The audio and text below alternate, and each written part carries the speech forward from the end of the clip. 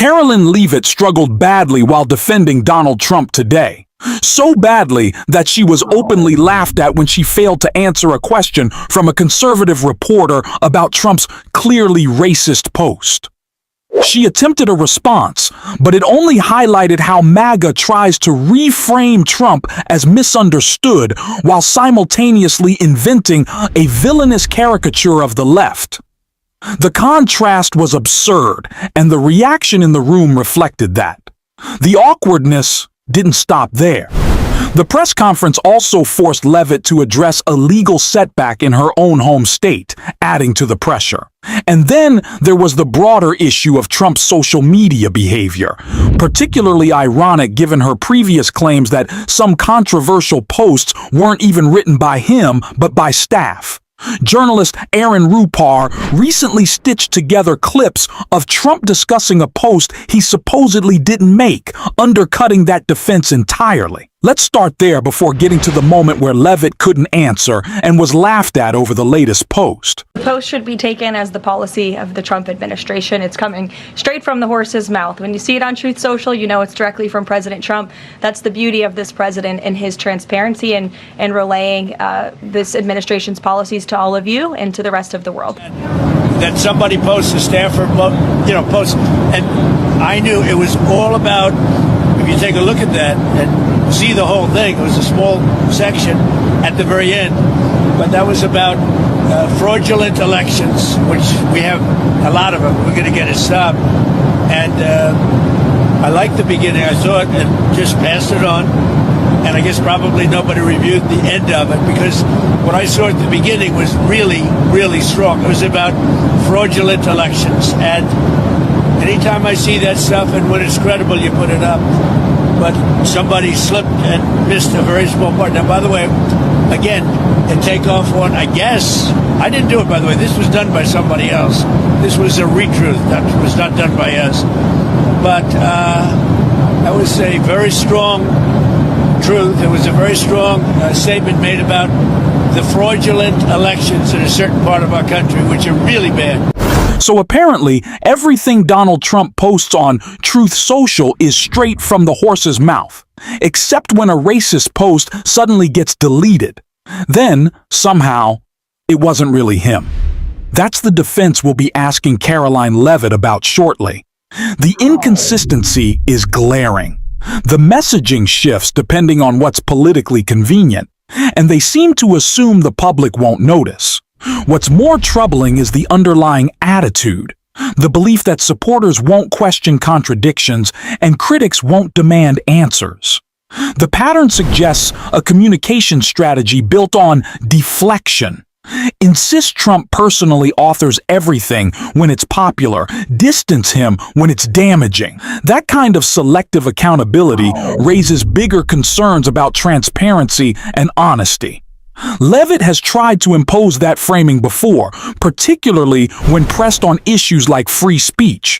And the way that question was handled, both in how it was asked and how it was dodged, reveals a lot about how this administration wants to redefine responsibility and narrative control. Go ahead. Charlie, there's been a series of walkouts from public school students that have been sort of provoked by a number of public school administrators. What are your thoughts on this? What's the administration's thoughts on this? Will they be taking any actions on these walkouts against ICE? Look, I think obviously the president and the administration support the First Amendment rights of all American citizens, and if they're peacefully protesting, then that's their constitutional obligation and right and responsibility to do so. Of course, the administration also wants to see American school children in school learning and educating, and I think it does speak to the left-wing bias that is unfortunately very present in our nation's public school system, and it's something that Secretary McMahon has been working very hard to root out of our public school system by ensuring that local governance and local control takes place over our nation's public schools, and that parents and educators closest to students have a greater say over curriculum and academia in our country. I wanted to play this clip not just because it connects to a legal issue Caroline Leavitt struggles with later, but because it says a lot about the atmosphere inside that press room. A so-called reporter seriously asked what the administration plans to do about students walking out of their classrooms in protest of ICE. Think about that for a second. Middle and high school students exercising protest, and the question is whether the White House will do something about it. What exactly would that mean? Federal intervention against teenagers, punishment for peaceful protest. The framing itself was absurd. Labeling student walkouts as left-wing bias ignores the reality that many of these kids are reacting to seeing classmates detained or fearing that outcome. Dismissing that as ideological manipulation avoids engaging with the substance of their concerns. That's what Leavitt was asked about. And when pressed, she couldn't offer a coherent response. The room reacted accordingly. Another question then. Yesterday in his statement about Jesse Jackson, the president said, despite the fact that I'm falsely and consistently called a racist by the scoundrels and lunatics on the radical left, Democrats all, it was always my pleasure to help Jesse along the way. Where or when does the president believe he's been falsely called racist? You're kidding, right? No. I will pull you plethora of examples. I'm going to get my team in that room to start going through the internet of radical Democrats throughout the years, Ed, who have accused this president falsely of being a racist. And I'm sure there's many people in this room and on network television across the country who have accused him of the same. In fact, I know that because I've seen it with my own eyes. And the president very much looks forward to having an event later this afternoon at 3 p.m. to celebrate Black History Month and to talk about how his policies are advancing opportunity and prosperity for all Americans through record tax cuts, through the Trump accounts that all Americans can access regardless of race. These are a great thing for the next generation of Americans. The president has also awarded hundreds of millions of dollars in additional funding to strengthen educational outcomes at historically black colleges and universities across the country. Again, the president is protecting the hard-earned benefits of the 2.4 million black veterans who honorably served in our nation's armed forces by reducing the backlog of veterans waiting for their VA benefits and for their home loans through the Department of Veterans Affairs. So there is a lot this president has done for all Americans regardless of race, and he has absolutely been falsely called and smeared as a racist, and I'm happy to provide you those receipts, and we gladly will right after this briefing. Jennifer, go ahead. You mentioned There's a much broader issue in Caroline Leavitt's non-answer here.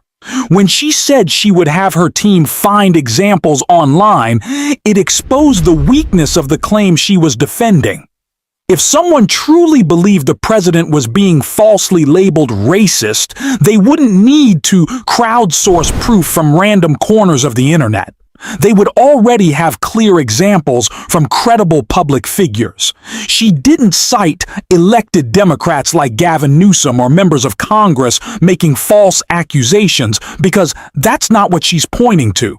Instead, the strategy is to search for random social media posts, amplify something extreme from TikTok or elsewhere, and then frame it as representative of the entire left. Meanwhile, the same standard is never applied to Donald Trump himself, who has effectively led the Republican Party for over a decade. His own inflammatory or racially charged statements are often treated as brief news cycles and quickly forgotten, rather than defining characteristics. The imbalance is striking. Fringe online voices get used to smear millions of people, while the words of a former president are compartmentalized and softened. That double standard, demanding accountability from private individuals or young commentators while excusing or minimizing the rhetoric of powerful political leaders, is what makes the situation so frustrating. Right down the street from your alma mater, San Antonio College, is talking about building an ICE facility that's causing a lot of political agita in New Hampshire, and for the Republican governor, Kelly Ayotte. Seems to be some miscommunications argued on both sides. Even Republican supporters of Trump who live in the town say, we're not sure we want this. What's your message to the folks in New Hampshire about this proposed ICE facility? The message is that illegal immigration, while the border is secure, is still a problem across our entire homeland. And the previous administration allowed nearly 20 million illegal aliens from countries all over the world into our country. And the President and Secretary Noem have done a phenomenal job at deporting. Nearly 3 million illegals have left the country either through deportation or self-deportation over the past year. But obviously, there are a lot more illegal alien criminals left in our homeland. That includes in New England. There are many within our communities in New Hampshire, in Maine, and definitely in Massachusetts and in the Boston suburbs that need to be arrested, detained, and deported back to their home countries.